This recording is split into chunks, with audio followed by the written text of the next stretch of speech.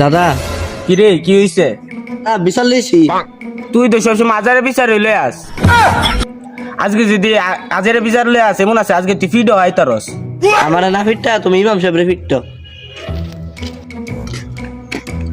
ইমাম সাহেব, ওই ইমাম সাহেব, আপনার নাম বিচার আছে বাইরন তাড়াতাড়ি। কি রা বললা কি হয়েছে? ঘুমে মেজাম বাদ রাখতে আজকে রে। আমার লগে আয়েন, আমার দাদার দ্বারা আসলে বিচার আছে। আরে আবিল্লা কি কইবি তুই? তোর আবার তুই সবসময় আছে। যা লইছি। আসসালামু আলাইকুম চেয়ারম্যান সাহেব, আপনার নাতে আবিল্লা আমার আবার ধরে আনছে। কি ইমন সাহেব তোমার এত বড় সাহস? তুমি আমার সাহেব না আমার নাতিরা আবার আবিল্লা কো?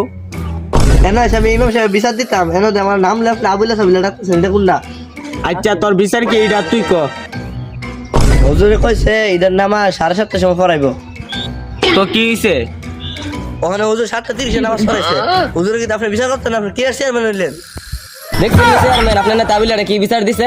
এটা হাওয়াইতে আবিল্লা বানাইছেন। ও আমার নাতি তো ভালো বিচার দিছে।